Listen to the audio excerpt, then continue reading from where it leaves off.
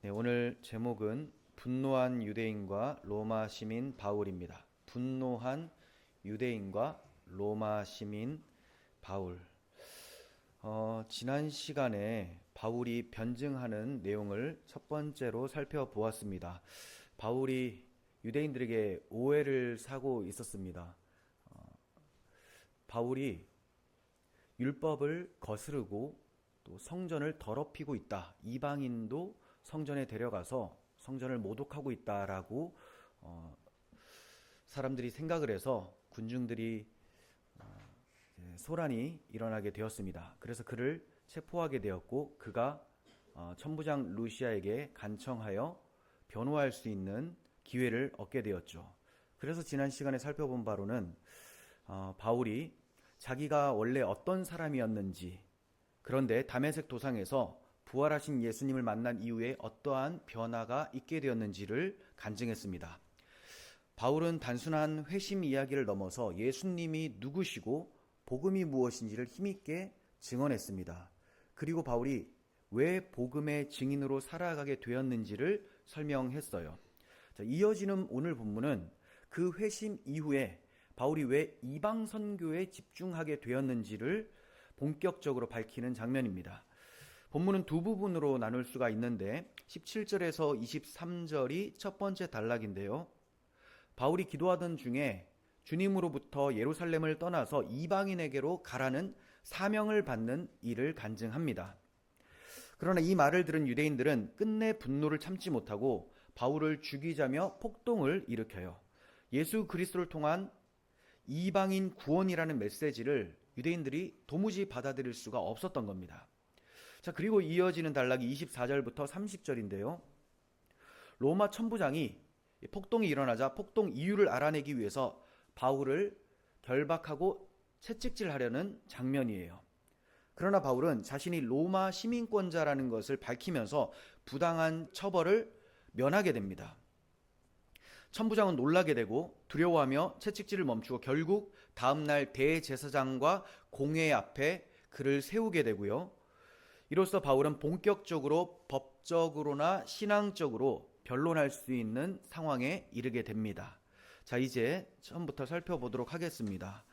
자, 오늘 첫 번째 단락인 17절에서 21절까지의 내용을 살펴볼 텐데, 여기서 바울은 자신이 주님으로부터 이방인의 사도로 부르심을 받은 사건을 간증해요. 이후에도 복음을 증거할 기회가 있을 때마다 자신의 회심 경험을 반복해서 얘기하는 것을 보게 됩니다. 뒤에 가면 로마 총독 벨릭스 앞에서도 그렇고 아그리파 왕 앞에서도 자신 회심에 대한 얘기를 하면서 간증을 합니다. 바울이 그렇게 반복적으로 회심 사건을 언급한 이유가 뭘까요?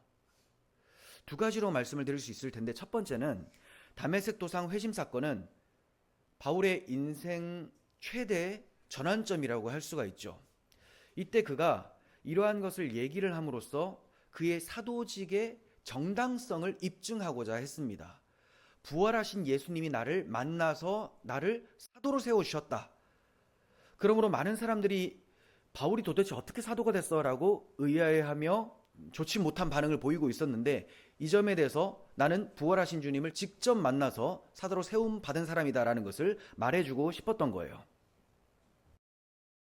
그렇게 해서 자기가 전하는 복음의 진정성과 권위가 세워지도록 회심 사건을 반복해서 얘기를 해주었던 겁니다.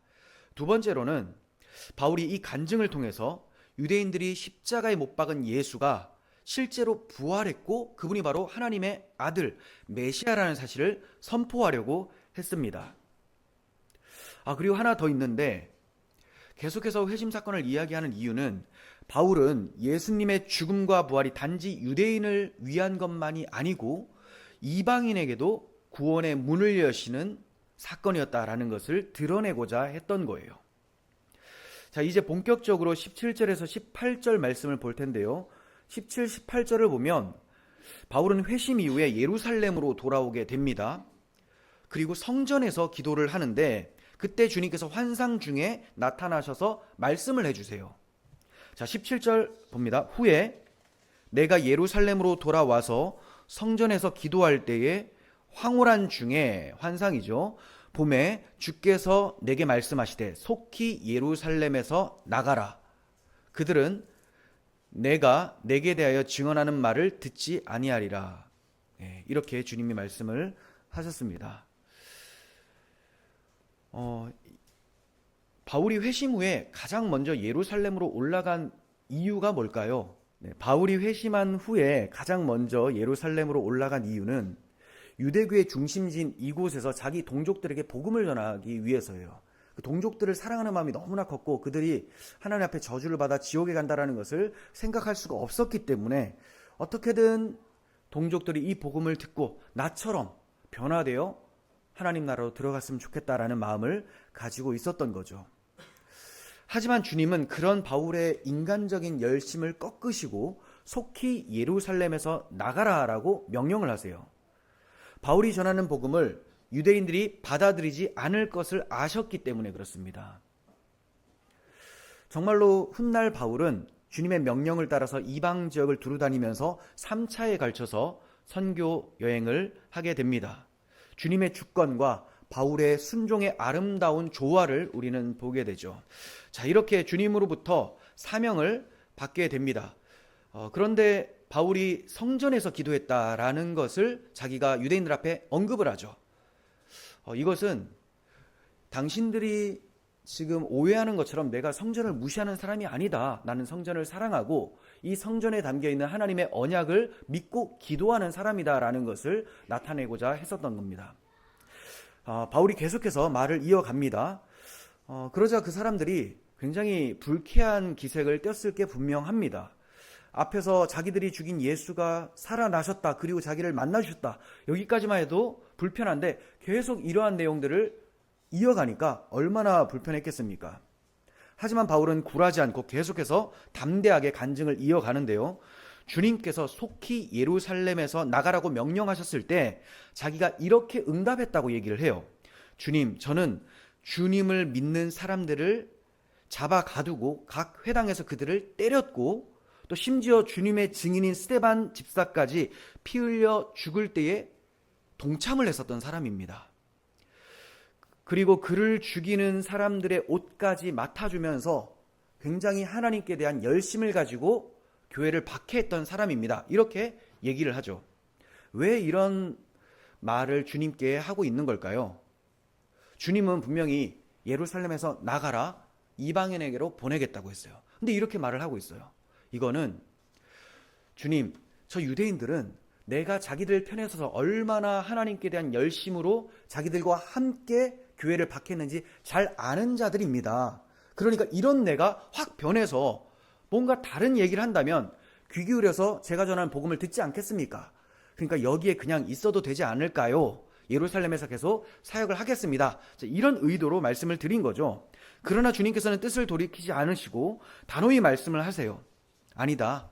예루살렘을 떠나고 이방인에게로 가라라는 겁니다. 주님은 유대인들의 완고함을 알고 계셨고 그러한 배척으로 인해서 바울을 이방인의 사도로 세우실 것까지 일찍이 정하셨습니다. 이게 주님의 뜻이었어요. 내가 사도 바울, 이 바울을, 나를 적대하는 바울을 내 사도로 세울 건데 이때 그 과정까지도 유대인들이 배척함으로 떠나보내는 방식으로 하겠다라고 세우셨다는 거죠. 바울의 이방 선교는 인간의 전략이 아니라 하나님의 주권적 뜻에 따른 사명이었어요.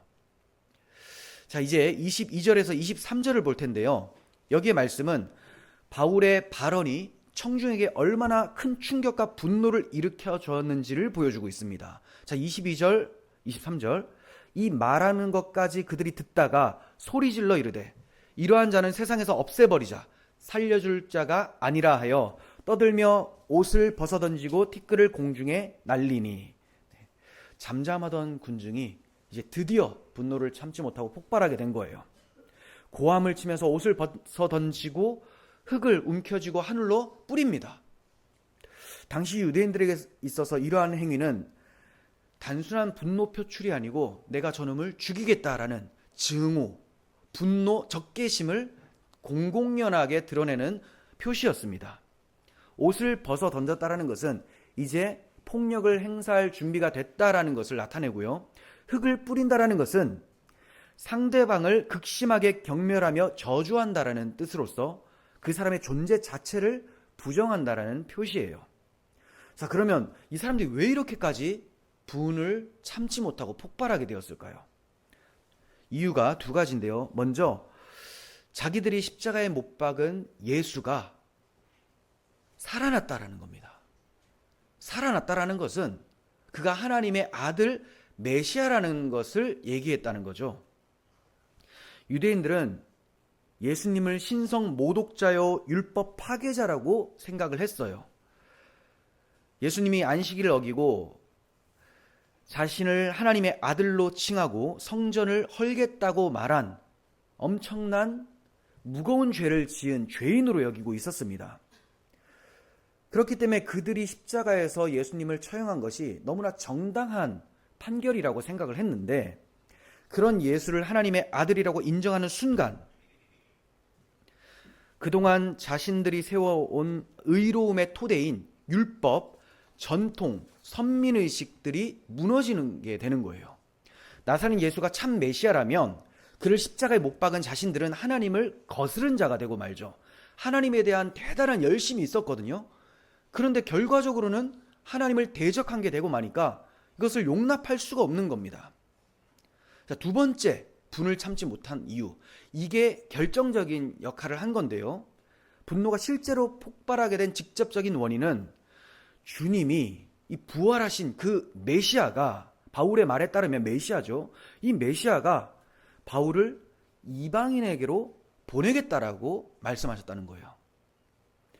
이방인을 향한 유대인들의 인식이 어땠습니까?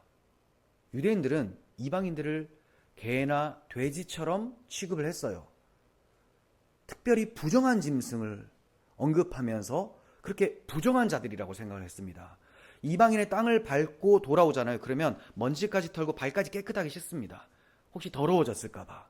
이 정도로 그들을 경멸했고, 하나님은 자기들만의 하나님이지 이방인의 하나님 아니고 그들은 구원의 대상이 아니라 멸망의 대상이다라고 생각을 했던 사람들이에요. 그런데 지금 그 메시아께서 바울을 이방인 선교사로 보낸다라는 말을 직접 들은 겁니다.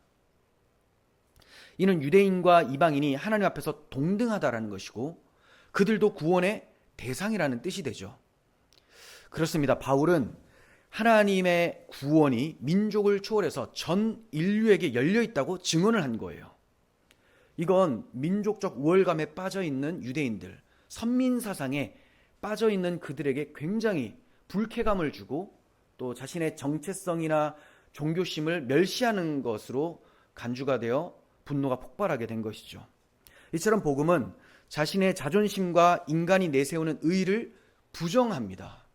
그들이 그토록 내세웠던 그 자신들만의 선민의식, 이거 잘못된 것이고, 또 내가 율법을 잘 지켜서 하나님 앞에 의롭다고 여김을 받을 수 있다고 자랑했었던 나의 의, 이런 것들 복음은 아니다. 다 죄 아래 있고 예수 그리스도의 대속 피로만, 대속의 은혜로만 구원을 얻는다 라니까 이게 자신이 지금까지 가지고 있었던 세계관과 충돌이 일어나는 거예요. 그 충돌은 분노와 증오로 바뀌어서 박해를 낳았습니다. 그러면 유대인들은 이방인이 전혀 하나님께 나아갈 수 없는 사람들이라고 생각을 했을까요? 이방인들은 어떤 수를 써도 절대로 구원받을 수 없다 이렇게 생각했을까? 그건 아니에요. 왜냐하면 일찍이 하나님께서는 모세를 통해서 이방인도 구원에 참여할 수 있다라고 말씀하시면서 그 방식을 알려주셨습니다. 출애굽기 12장 48절 보세요. 너희와 함께 거류하는 타국인이, 이방인들이죠, 여호와의 유월절을 지키고자 하거든 모든 남자는 할례를 받은 후에야 가까이하여 지킬 수 있다. 유월절을 지킨다라는 것은 하나님을 예배한다는 거거든요. 그리고 유월절은 예수 그리스도께서 십자가에서 유월절 양처럼 피 흘려서 자기 백성의 죄를 용서해 주셔서 하나님께 나아갈 수 있게 하신다라는 그 믿음으로 하나님께 예배하는 거예요. 그런데 이건 유대인뿐만이 아니고 이방인도 할 수 있다라고 말씀하시는 거죠. 그러니까 이방인들도 하나님께 예배할 수 있고 구원받을 수 있다. 그런데 조건이 있다는 겁니다. 할례를 받은 후에야 이게 율법이에요. 결국 유대인들은 이방인이 하나님께 나아오려면 할례를 받아 유대교로 개종한 후에 율법을 잘 지켜야 구원을 얻을 수 있다. 이렇게 여긴 겁니다. 하지만 바울은 이방인들이 율법과 상관없이 그리스도를 믿는 믿음으로 하나님께 나아갈 수 있다라고 말을 하고 있는 거예요. 믿음으로. 행위와 상관없이. 율법이 없어도 되고 행위가 없어도 되고 오직 그리스도를 통한 믿음, 그 믿음으로만 구원받을 수 있다. 이에 유대인들은 바울이 율법과 유대인의 정체성을 파괴한다고 간주하면서 격렬하게 분노를 한 겁니다. 자, 그렇다면 정말로 이방인들이 구원받기 위해서는 이 유대인들의 말대로 할례를 받고 율법을 지켜야 될까요? 아니에요. 바울이 이에 대해서 갈라디아서에서 명확하게 대답을 하는데, 여기에서 갈라디아에서 바울이 편지를 쓸 때 대상은 완전 불신자 유대인이 아니고요, 유대인이지만 기독교인이 되었으나 아직까지 정신을 못 차려서 여전히 율법 지켜야 되고 할례를 받아야 된다고 주장하는 사람들, 이 사람들에 대해서 쓴 편지거든요. 그때 이렇게 말씀하십니다. 자, 갈라디아서 3장 17절 보시면 바울이 내가 이것을 말하노니 하나님께서 미리 정하신 언약을 430년 후에 생긴 율법이 폐기하지 못하고 그 약속을 헛되게 하지 못한다. 자, 그러면 두 개를 알아야 되겠죠. 하나님께서 미리 정하신 언약이 뭔가요? 율법보다 430년 앞에 정한 언약. 누구 언약? 아브라함 언약이죠. 아브라함에게 430년 후에 4대 만에 돌아오게 하겠다. 네 자손들을. 그리고 나서 돌아올 때 시내산에서 십계명을 주신 거 아닙니까? 그러니까 아브라함 언약이 하나님께서 먼저 주신 것인데, 이게 우선되는 것인데, 그 뒤에 나타난 율법이라는 것이 이 언약을 없앨 수가 없다라는 겁니다. 하나님께서는 아브라함에게 네 자손을 통해서 천하 만민이 복을 받는다라고 말씀하셨죠. 천하 만민이 자손을 통하여 복을 받는다. 그 자손이 어떤 일을 해서 천하 만민이 하나님 앞에 나아가 구원 얻는 그 복을 받게 되는지도 이삭 번제 사건을 통해서 보여주셨어요. 이처럼 아브라함의 자손 이삭 이후에 쭉 태어나 예수 그리스도가, 이삭이 지금 잡혀 죽는 상황, 이와 같이 예수님이 잡혀 죽으시는 대속의 은혜로 천하 만민이 복을 받게 된다라는 것을 약속을 해주셨습니다. 자, 이 약속이 430년 후에 생겨진 이 십계명이나 율법, 규례, 제사의식, 할례 이런 걸로 될 수 있는 부분이 아니다. 바뀌는 부분이 아니다라는 거죠. 그럼에도 불구하고 율법 지키고 할례를 행해야 된다라고 한다면 하나님께서 먼저 주셨던 메시아 언약, 아브라함 언약, 예수 그리스도를 통한 구원이죠. 여기에다가 율법 행위를 더해야지만 구원이 완성된다라는 다른 복음이 된다는 겁니다. 다른 복음. 아브라함 언약만으로는 불충분해. 여기에 율법 잘 지켜야지만 구원이 완성이 돼. 우리 예수님 믿었지만 우리가 예수님을 믿어도 이방인들은 할례를 받아야 되고, 또 할례 받고도 계속 율법을 지켜야지만 구원이 완성된다. 자, 이렇게 된다면 이게 명백히 다른 복음이 되죠. 바울은 그게 아니라고 말을 한 거예요. 그래서 우리가 성경을 읽을 때 구속사적인 관점으로 잘 보셔야 됩니다. 성경은 통일성 있고 일관된 구속사의 흐름으로 읽어야 됩니다. 그 중심에는 늘 그리스도의 십자가가 있죠. 구속사 관점이라는 말을 달리 표현하면 구약 성경을 볼 때 언약 중심으로 보셔야 됩니다라는 거예요. 아담 언약, 노아 언약, 아브라함 언약, 또 모세 언약들이 굉장히 많이 나오죠. 다윗 언약. 다 모양만 달라지지 똑같이 예수 그리스도를 통하여 구원받고 하나님 나라가 완성된다라는 것을 가르쳐 준 거예요.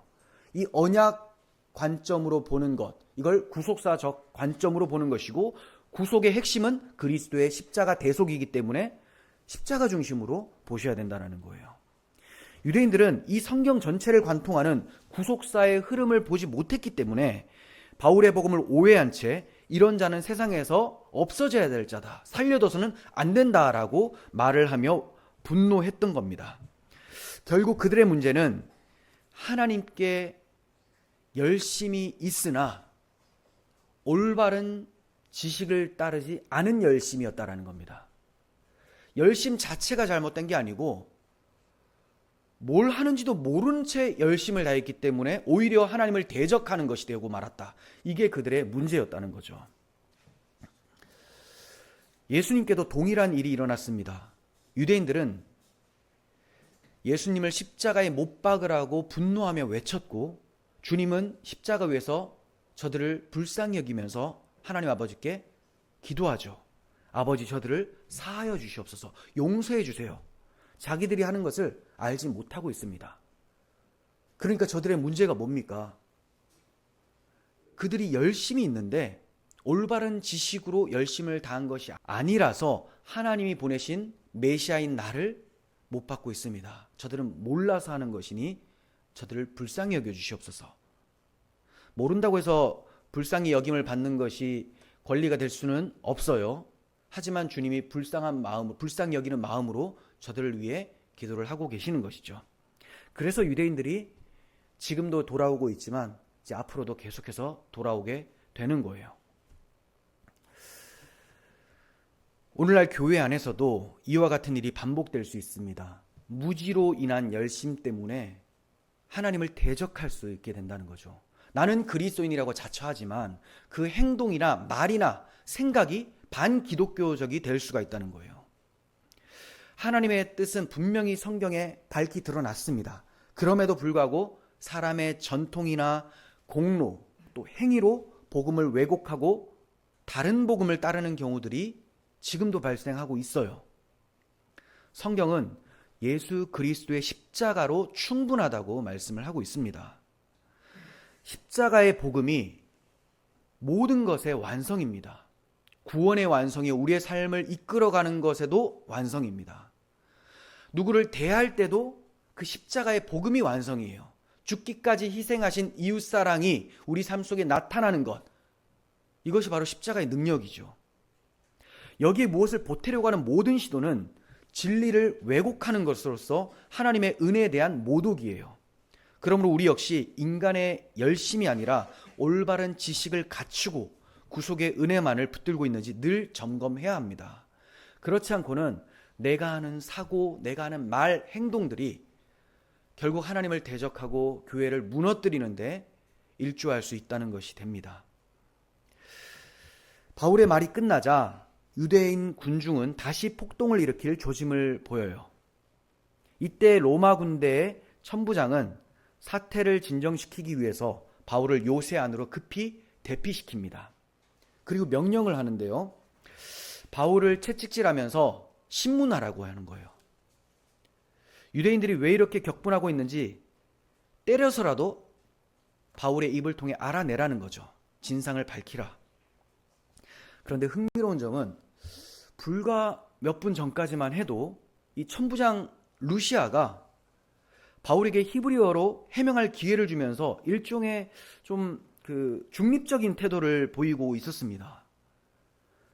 그런데 군중이 소란이 다시 일어나자 덜컥 겁이 나는 거예요. 자기가 치안 유지 책임자이기 때문에 큰 문책을 당할 수가 있기 때문에 화가 납니다. 그래서 조급해져서 고문이라는 조사 방식을 택하는 거죠. 이때 사용된 고문 도구가 채찍인데 이 로마 군인의 채찍은 굉장히 무시무시한 도구였습니다. 여러 갈래로 이렇게 가죽이 나눠져서 대가 있고 여러 갈래로 가죽이 나눠지는데 끝에 동물의 뼈 조각이나 금속 파편들을 달아놔요. 그리고 이걸로 등이나 허리 또 다리 이런 데를 막 때립니다. 그럼 이게 그냥 따가운 정도가 아니고 탁 꼽혀서 찢어지죠. 그러면 이제 살갗이 벗겨지고 피가 터지고 그리고 심지어는 안에 있는 뼈까지 드러납니다. 굉장히 괴로운 고문이죠. 예수님이 이 채찍질을 당하셨어요. 바울도 여러 차례 당하게 되고요. 그래서 이 채찍질로 인해서 목숨을 잃는 경우도 빈번했고요. 또 이게 굉장히 무시무시하고 고통스럽기 때문에 사람들이 두려운 나머지 금방 자신의 죄를 실토하고 자백하는 것을 보게 되었습니다.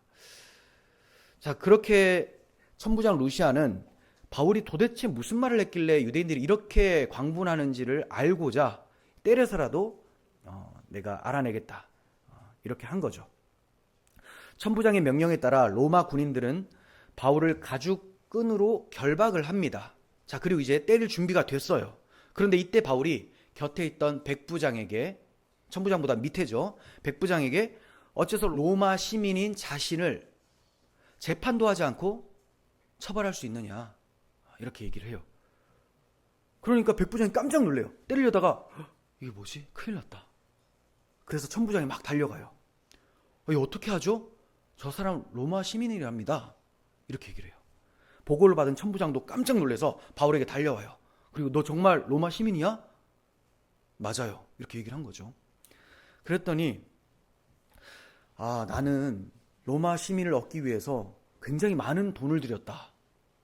너는 어떻게 얻었냐? 이렇게 의아하면서 찾아봤어요. 그랬더니 바울이 하는 말이, 나는 태어날 때부터 로마 시민권을 가지고 있었습니다. 이 굉장히 레벨 차이가 있는 거죠. 돈을 굉장히 많이 투자해서 겨우겨우 따냈는데 이 사람은 태어날 때부터, 이게 좀 더 위에 있는 급이거든요. 같은 로마 시민이라도. 그래서 이거 너무 의아한 거예요. 천부장이 굉장히 큰 충격을 받았습니다. 당시 로마 제국의 일반 시민 대부분은 노예거나 속주 출신이어서 시민권을 쉽게 가질 수 있는 권한이 없었습니다. 가질 수 있는 방법이 있었는데 몇 가지 조건이 있었어요. 로마 시민인 부모에게서 태어나거나 국가에 큰 공을 세우거나 아니면 돈을 많이 주고 산 경우에, 이때 이제 로마 시민을 얻을 수 있었죠. 로마 시민권을 얻는 게 왜 중요하냐? 여러모로 이제 많은 부분에서 좀 도움을 얻어요.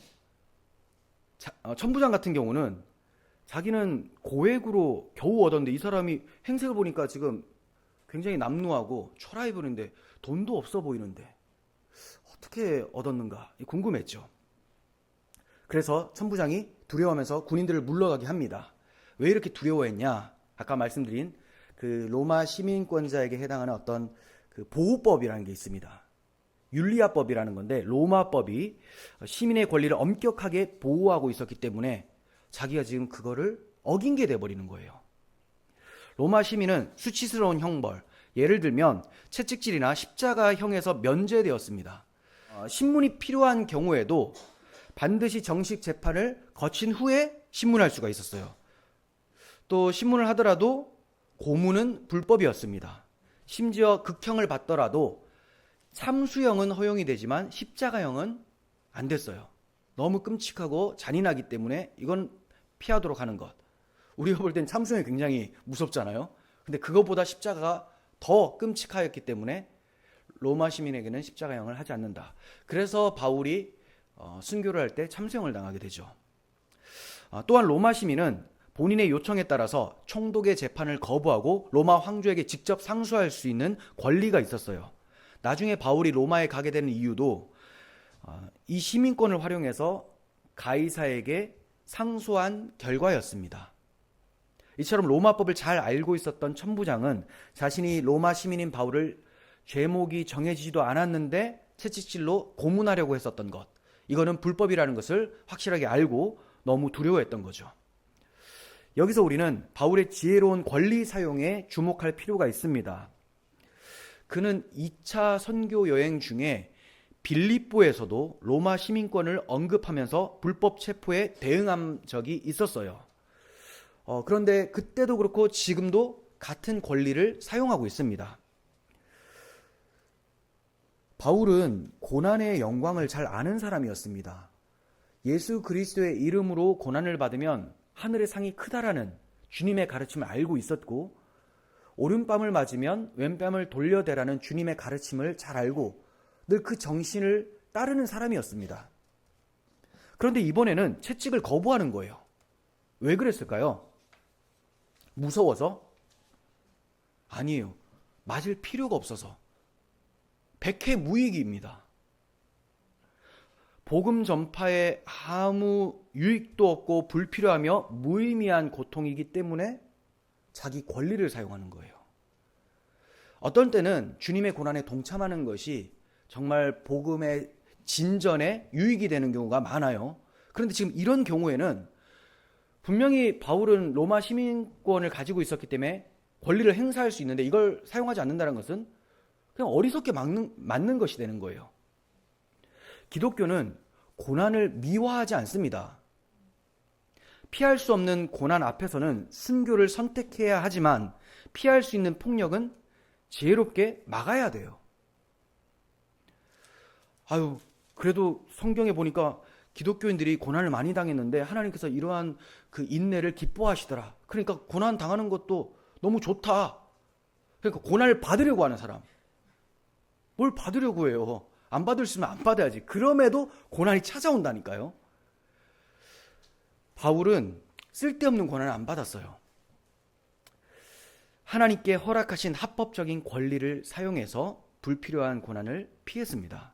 오늘날 우리도 마찬가지예요. 우리는 표현의 자유가 있죠. 종교의 자유가 있고 언론의 자유, 양심의 자유, 집회와 시위의 자유 등 헌법으로 보장된 시민적 권리들을 누리고 있습니다. 불신자든 신자든 다 누릴 수 있어요. 대한민국 국민이기 때문에. 이 권리들은 단지 개인 보호를 위한 것이 아니라 복음을 자유롭게 전하고 진리를 지킬 수 있는 수단으로 주님께서 일반 은총 중에 주신 거예요. 이해가 되세요? 불신자들은 그냥 내가 대한민국 국민으로서 나를 보호하기 위해서 권리다 이렇게 생각을 하겠지만 기독교인들은 그것을 넘어서 주님 나라의 영광을 위해 복음을 전파하는 데 이게 귀하게 사용될 수 있어서 하나님께 주신 은총으로 생각하고 감사히 여긴다라는 거예요. 그러니까 이런 표현의 자유, 이런 여러 가지 자유가 있는 나라에 태어난 것은 정말 복된 거죠. 그러므로 우리는 이러한 권리들을 감사히 누려야 되고 그것을 억압하려는 시도에 대해서 지혜롭고 분명하게 대응해야 해요. 하나님께서 일반 은총 속에서 우리에게 주신 질서와 기회를 복음을 위한 도구로 잘 활용할 수 있어야 합니다. 오늘 우리의 삶을 돌아보시길 원합니다. 나는 내가 가진 권리와 자유를 복음을 위해 사용하고 있는지, 의미 있는 희생은 피하면서 무의미한 것에 집중하고 있지 않은지, 바울처럼 지혜롭게 권리를 행사하며 복음에 유익할 수 있는 행동을 하는 그런 성숙한 교인이 되어야 합니다. 하나님께서 주신 그 은혜를 업신여길 필요가 없습니다. 오히려 감사하고 소중히 다뤄야 되죠. 그래서 우리가 무슨 어려운 일을 당하거나 또 억압하는 이러한 정책들이 있을 때 적극적으로 이것을 활용할 수 있어야 돼요. 바울이 더 이상 군중의 분노를 자극하기 전에 천부장은 사태를 조기에 정리하려고 했어요. 그는 바울이 왜 유대인들에게 고발을 당했는지 분명히 알려고 했고 또 로마법에 따라 종교적 갈등은 그 당사자의 종교 지도자들에게 맡기는 것이 관례였기 때문에 이것을 따릅니다. 그래서 다음날 천부장은 바울의 결박을 풀어준 후에 대제사장들과 사내들인 공회원들 전체를 소집해요. 그리고 직접 바울을 요새에서 데리고 나와 그들 앞에 세웁니다. 이제 바울은 유대 종교 지도자들 앞에서 공식적으로 서게 된 거예요. 공식적으로 서게 됐다라는 것은 바울이 자기 변호할 수 있는 기회가 주어졌다를 넘어서 이제 이 많은 사람 앞에서 그리고 가장 힘 있는 공식적인 유대교의 머리들 앞에서 복음을 전할 수 있게 되었다. 유대교라는 견고한 진을 복음이라는 십자가의 능력으로 파할 수 있는 그런 기회가 주어졌다라고 본 것이죠. 사실 바울 앞에 서 있는 이 사람들은 한때는 바울과 같은 편에 서 있던 사람들이죠. 이 사람들이 바울에게 이 권리를 주면서 다메섹으로 가서 기독교인들을 체포하라고 얘기를 했습니다. 자, 근데 이제 그들 앞에 선 겁니다. 그들은 바울이 스데반을 죽일 때 옆에서 그 옷을 맡아주었던 자가 바로 바울이었다라는 것, 바울이 그런 사람이었다라는 것을 다 기억하고 있었을 거예요. 그러나 이제 그 스데반처럼 바울이 복음의 증인으로 서게 된 겁니다. 살기 어린 눈빛 앞에서 바울은 피하지 않고 당당하게 자기를 변호할 자세를 갖췄습니다. 전에는 죽이는 자 편에 서 있었지만 이제는 죽음을 감수하면서라도 주 예수님의 증인으로 서고 있는 겁니다. 영혼 구원을 위해서, 주님의 영광을 위해서 그렇게 서고 있어요. 이 복음의 능력을 알고 있기 때문에 자기와 같이 정말 답이 없었던 철저한 유대교 신봉자였던 이런 사람까지 복음의 능력은 바꾸어냈다. 그러니 하나님께서 하시고자 하신다면 누구든지 변화시킬 수 있다는 그 확신을 가지고 서게 됩니다. 물론 이 사람들은 변화하지 않아요. 왜냐? 예수님께서 미리 말씀하셨죠. 네가 전해도 이 사람들 듣지 않을 것이다. 그러니 내가 너를 이방인의 사도로 보내겠다라고 말씀하셨습니다. 하지만 때가 되면 이 사람들까지 주님께서 변화시키시는 거죠. 그러니까 불가능은 없어요. 지금 때냐 아니냐를 우리는 알 수가 없습니다. 그냥 주님이 보내시는 그곳에서 복음의 능력을 의지하며 선포하는 거죠. 그렇게 되면 주님의 때에 한 사람씩 한 사람씩 돌아오게 됩니다. 이제 정리하려고 합니다. 주님은 바울에게 예루살렘을 떠나 이방인에게 가라고 명령하셨어요. 그 말씀을 들은 유대인들은 결국 분노를 터뜨리고 말았습니다. 예수가 살아 계시다는 사실뿐 아니라 그 예수가 이방인을 구원하시려 한다는 그 메시지가 그들의 율법과 선민의식을 무너뜨리는 것으로 들렸기 때문입니다. 하지만 바울은 복음이 율법이나 할례가 아니라 하나님께서 아브라함에게 주신 언약, 곧 예수 그리스도의 십자가의 은혜로 완성되었다라고 증언을 했습니다. 인간이 거기에 무엇인가를 더하려는 순간 그것은 하나님 앞에 부정한 것이 되고 말아요. 우리도 자기 의를 세우기 위해서 복음을 재단하지 말고 오직 십자가의 구속의 은혜를 의지하며 그렇게 살아가고 은혜로운 부르심에 순종하며 나아가야 합니다. 바울은 위기 순간에서 자신이 로마 시민권자라는 사실을 밝히며 위기를 모면했습니다. 그리고 복음의 길을 지켜냈어요.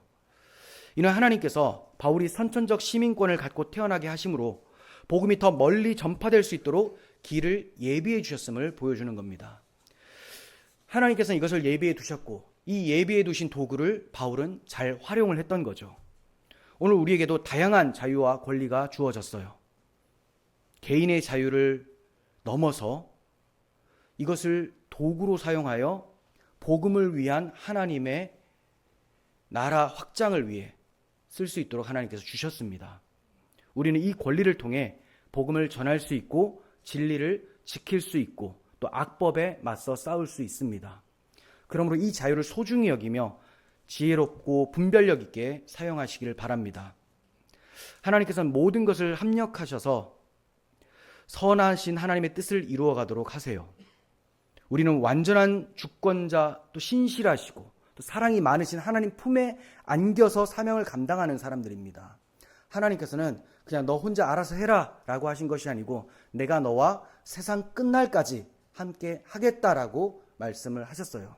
그래서 복음을 전하는 발걸음 가운데는 주님이 우리와 함께 하신다는 사실을 기억한다면 우리가 바울처럼 담대할 수가 있고 또 주님이 영혼의 주관자시고 창조주시기 때문에 언제든지 하시고자 한다면 아무리 강팍한 심령을 가진 자라도 돌아올 수 있다는 것을 믿고 전파할 수가 있습니다. 성난 유대인들처럼 세상이 우리에게 분노하고 대적해도 주님께서 허락하신 사명은 계속해서 전진하게 되어 있음을 믿으시기를 바랍니다. 주신 권리와 자유를 분별력 있고 지혜롭게 사용하도록 주님의 은혜를 구하시고 담대히 사명 감당하시는 우리 밝은빛 성도님들 되시기를 간절히 소원합니다.